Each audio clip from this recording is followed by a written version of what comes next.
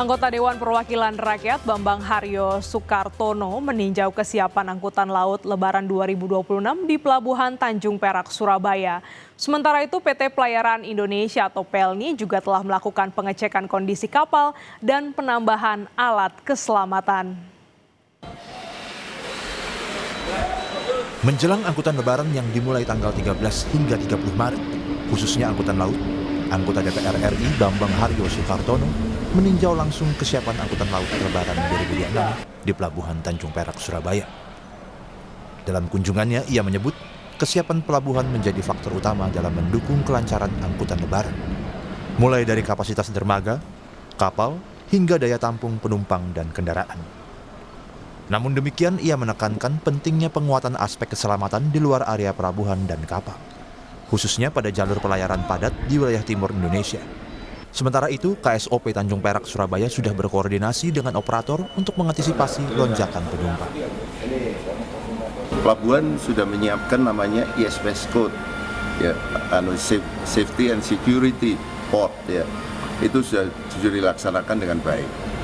Terus untuk kapal juga begitu, sudah melakukan yang namanya SM Code, International Safety Management Code, ya, yang dimana ini diratifikasi terus, ya, sesuai dengan IMO, ya, SOLAS, ya, Safety of Life at Sea, dan semuanya mengandung unsur keselamatan internasional yang diadop untuk dalam negeri kita. Jadi ini sudah cukup bagus. PT Pelayaran Indonesia (PELNI) memprediksi ada 34.000 penumpang mudik melalui Pelabuhan Tanjung Perak, Surabaya dari berbagai kota di Indonesia Tengah dan Timur, dan yang terbanyak dari Balikpapan. Ada 13 kapal PELNI akan singgah di Pelabuhan Tanjung Perak, Surabaya.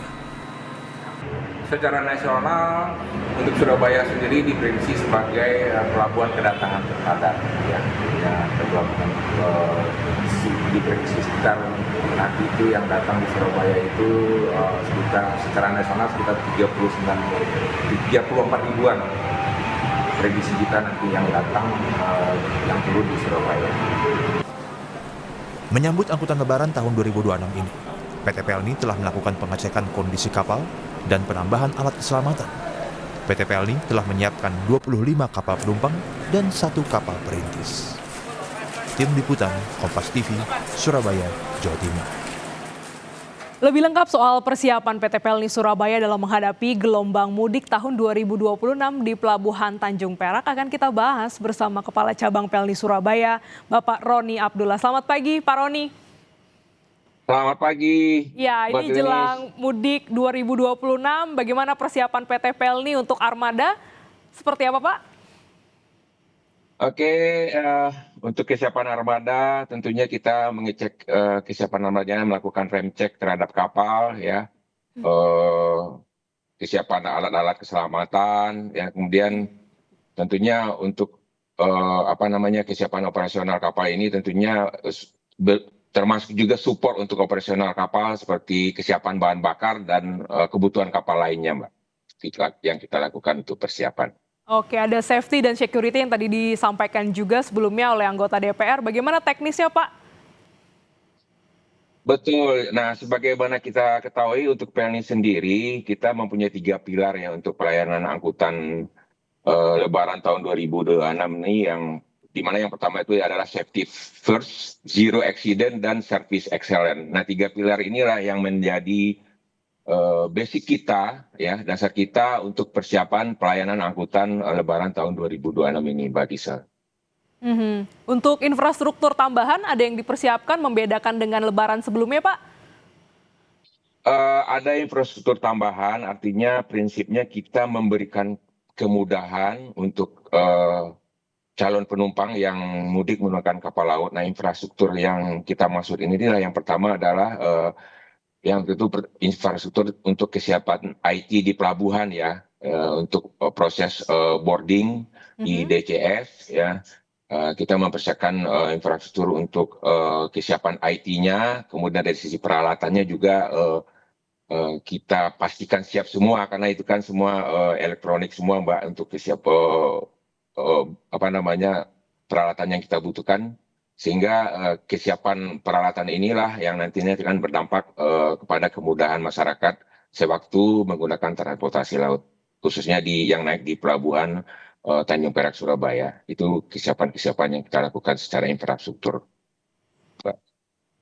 Untuk tahun ini Pak, di 2026 bagaimana prediksi jumlah penumpang yang akan melintasi pelabuhan Tanjung Perak? Apakah ada peningkatan yang diprediksi Pak?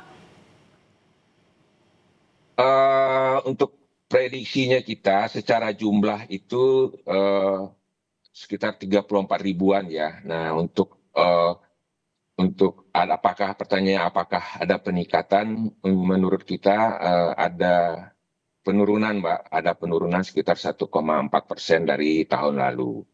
Nah, penurunan ini disebabkan berdasarkan prediksi kita ini ada penurunan disebabkan karena yang pertama dari sisi pengurangan jumlah dispensasi yang ada di tahun 2026, di mana di tahun 2025 itu kita bisa diberikan dispensasi sampai dengan 50% dari total kapasitas.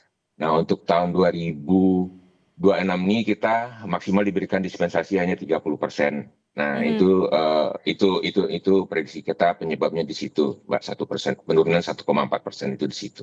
Untuk mengakomodir 34.000 calon penumpang ini, apakah juga Pelni menyiapkan diskon dan bagaimana untuk bisa mendapatkan diskon ini, Pak? Nah, ini menarik nih, Mbak Rizal. Jadi mungkin pada kesempatan ini juga kami menghimbau terkait diskon ini, di mana ada program stimulus ekonomi ya.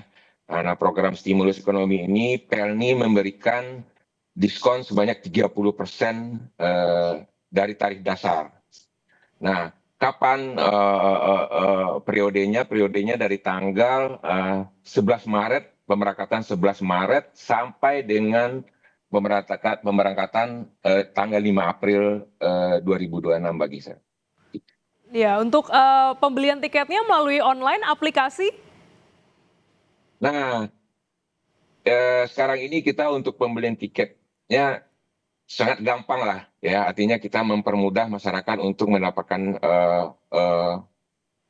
melakukan pembelian tiket kapal PT Pelni. Nah, yang saat ini yang sangat mudah itu ya menggunakan aplikasi Pelni Mobile ya. Nah, ini kan bisa di mana saja. Jadi untuk Pelni Mobile ini bisa di-download di Android ya. Kemudian masyarakat siapapun bisa mendownload ya. Nah, di sana bisa melakukan pembelian tiket Pelni, termasuk juga program diskon yang 30% ini bisa dilakukan pembelian di Pelni Mobile, Mbak. Menarik sekali, ada diskon 30% untuk tanggal keberangkatan tertentu dan juga arus balik. Tentunya ini bisa dimanfaatkan calon penumpang yang ingin juga menggunakan atau melintas di Pelabuhan Tanjung Perak Surabaya. Terima kasih Bapak Roni Abdullah telah bergabung di Jurnal Nusantara. Sehat selalu Bapak. Makasih.